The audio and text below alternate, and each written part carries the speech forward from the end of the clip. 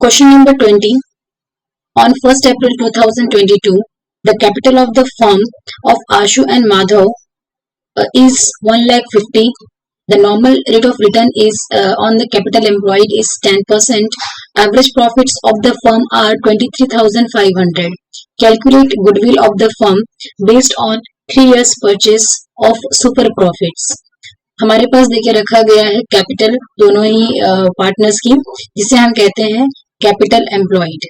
Then we are having NRR normal rate of return. उसके बाद हमें देखे रखा गया है एवरेज प्रॉफिट, और यहाँ हमें निकालना है goodwill based on the 3 years purchase of a super profit. हमें यहाँ निकालना है सुपर प्रॉफिट. इसका फॉर्मूला होता है average profit minus normal profit. Formula इसके लिए होता है capital employed multiply NRR, it means normal rate of return upon 100. इस फॉर्मूले से हमें मिल जाएगा नॉर्मल प्रॉफिट. हमें देखे रखा गया है एवरेज प्रॉफिट. अब यहाँ देखें अगर आप, तो यहाँ पे निकाला गया है सेम फॉर्मूले से और आंसर आ जाएगा 15,000, क्योंकि हमारे पास देखे रखा गया है 1,50,000 कैपिटल एम्प्लॉयड. सो 1,50,000 मल्टीप्लाई 10%, 15,000 हमें मिल जाएगा. देखे रखा गया है एवरेज प्रॉफिट. हम यहाँ पे पुट करेंगे अपना formula average profit minus normal profit. हमें यहाँ मिल जाएगा सुपर प्रॉफिट. जो भी आएगा सुपर प्रॉफिट उसे हम मल्टीप्लाई करेंगे 3 साल के परचेस ईयर से, और हमें यहाँ आंसर मिल जाएगा 25,500. Rakshit and Malik are partners in a firm sharing profits and losses in the ratio of 4:1. On 1st April 2021, their capitals were 1,20,000 and 80,000 respectively. On 1st December 2021, they decided that the total capital of the firm should be 3 lakh to be contributed by them in the ratio 2:1. According to the partnership deed, interest on capital is allowed to the partners 6% per annum.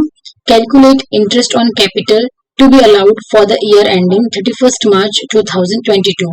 हमें यहाँ पे interest on capital निकालना है. Ratio देके रखी गई है 4:1. इनके कैपिटल देके रखे गए हैं 1,20,000 और 80. इन्होंने 1 दिसंबर से डिसाइड किया है कि हमको रखना है 3 लाख कैपिटल, और वो भी रेशियो 2:1. इट मीन्स कि 2 लाख हो जाएगा रक्षित का और 1 लाख हो जाएगा मलिक का. सो हमें दिसंबर तक कहा गया है. सो अप्रैल, मई, जून, जुलाई, अगस्त, सितंबर, अक्टूबर, नवंबर, मतलब कि 8 मंथ्स के लिए हमें यहाँ पे निकालना होगा 1,20,000 और 80,000 का इंटरेस्ट. तो हम यहाँ पे अगर निकालते हैं 1,20,000 और यहाँ पे 80,000 का, ये हमने लिया है 6%. मैं यहाँ पे ले रही हूँ 8 मंथ्स, क्योंकि हम अगर काउंट करते हैं 1 अप्रैल से 30 नवंबर तक, तो हमें 8 मंथ्स मिलेंगे. सो इसीलिए मैंने यहाँ पे लिए हैं 8 मंथ्स. ओके, जब इसे सॉल्व करेंगे तो हमें यहाँ पे आंसर मिल जाएगा. यहाँ देके रखा गया है ये 4,800 एंड 3,200. ठीक है, ये हमें मिल जाएगा 4,800 एंड 3,200, इतना मिल जाएगा. उसके बाद अगला हमें बोला गया है कि हमको 3 लाख मेंटेन करना है 1 दिसंबर से. सो दिसंबर से लेके 31 मार्च तक हमारे पास होते हैं 4 महीने. दिसंबर, अक्टूबर, नवंबर, दिसंबर, जनवरी, फरवरी, मार्च, हमारे पास 4 महीने हो जाएंगे.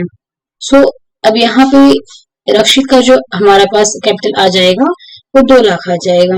तो 2 लाख का हम यहाँ निकालेंगे 6%, वो भी कितने मंथ्स के लिए? 4 मंथ्स के लिए. और यहाँ पे 1 लाख का निकलेगा, 6% ही रहेगा रेट, और यहाँ पे 4/12 कर देंगे. तो इस तरह अपना आंसर यहाँ पर आ जाएगा. इफ यू सी हियर, तो यहाँ पर हमारे पास 4,000 आ जा रहा है और यहाँ पे 2,000 आ रहा है. मैं यहाँ पे कैलकुलेशन करने में टाइम वेस्ट नहीं कर रही हूँ, बिकॉज हमें एक सही वे पता करना है. ओके, सो अगर आप इनको ऐड कर दोगे तो आपको मिल जाएगा यहाँ पे 8,800 और यहाँ आपको मिल जाएंगे 5,200. सो ये रहा इनका interest on capital for the year ending 31 March 2022. 31st question. Classify the following items under major heads and subheads, if any, in the balance sheet of the company as per Schedule 3 Part 1 of the Companies Act. अब Schedule 3 Part 1 Company Act के तहत जो भी हमें यहाँ पर दिए गए हैं आइटम्स, इनका सब हेड और हेड हमें करना है. जब भी आपको ऐसे क्वेश्चंस आते हैं तो आप इमीडिएटली आप कॉलम बना लीजिए कि एक हमारा मेजर हेड का कॉलम रहेगा, दूसरा सब हेड का रहेगा. ठीक है. सो यहाँ पे अगर हम देखें तो ये अपने पास दिए गए हैं कि लाइसेंसेस एंड फ्रेंचाइजी दोनों ही अपने पास जो दिए गए हैं ये नॉन करंट असेट्स हैं, जैसे कि हम कहते हैं ना इंटेंजिबल असेट्स, तो वही नॉन करंट असेट्स हैं. और ये अपने हो गए मेजर हेड. जब हम बैलेंस शीट बनाते हैं हमारे पास दो हेड आते हैं असेट साइड में, नॉन करंट असेट्स का और करंट असेट्स का. जो मेजर हेड है वो नॉन करंट असेट्स का यहाँ पे है जिसमें ये आएगा. उसके बाद इसके अंदर जो दिए होंगे सब हेड, इसमें फिक्स्ड असेट्स में इंटेंजिबल असेट आप लिख कर सकते हो.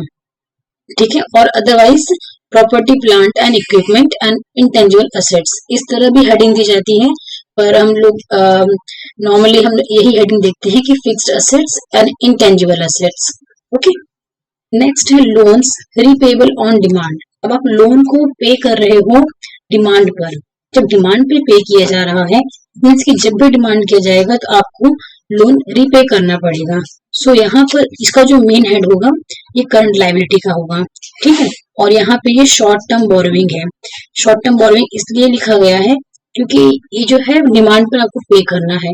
सो दिस इज तो यहाँ पर इसीलिए इसको शॉर्ट टर्म बोरोइंग के सब हेड के अंदर लिखा गया है कि ये लॉन्ग टाइम के लिए नहीं, शॉर्ट टाइम के लिए है और इसी डिमांड पर है कहते हैं पे करना होगा.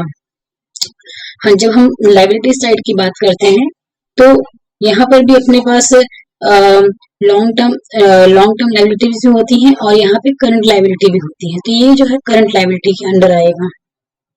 एक्रूड इनकम, ये हमारा करंट असेट है क्योंकि ये ऐसा असेट है जो हमें मिलने वाला है, जो हमें मिलेगा.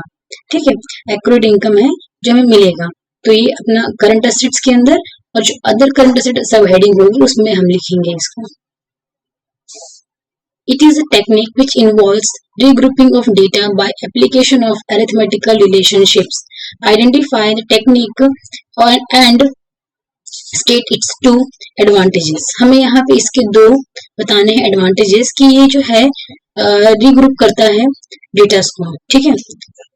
क्या कर रहा है? रीग्रुप कर रहा है by application of arithmetical relationships.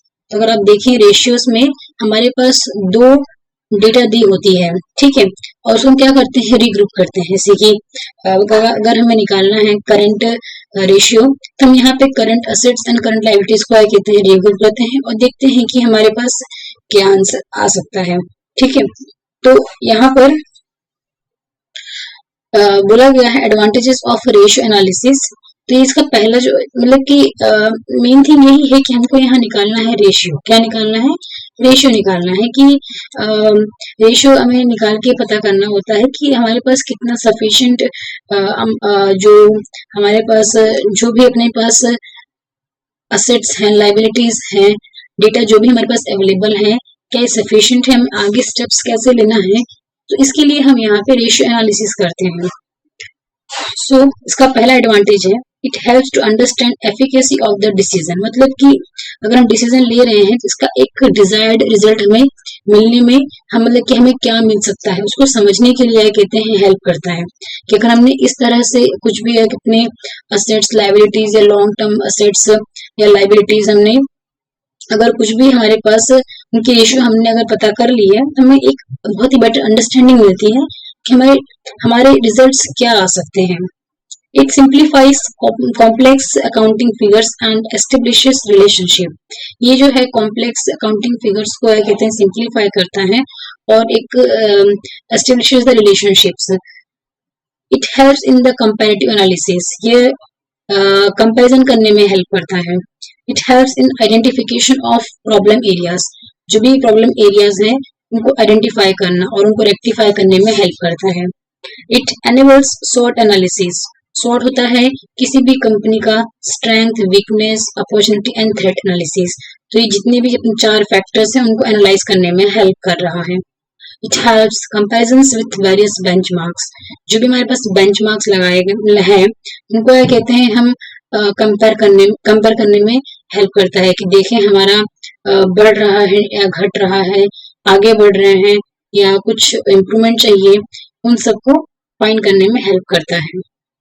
Okay, सो ये रहे अपने पास कुछ क्वेश्चंस। अब हम नेक्स्ट वीडियो में 4 मार्क्स के क्वेश्चंस डिस्कस करेंगे। Thank you.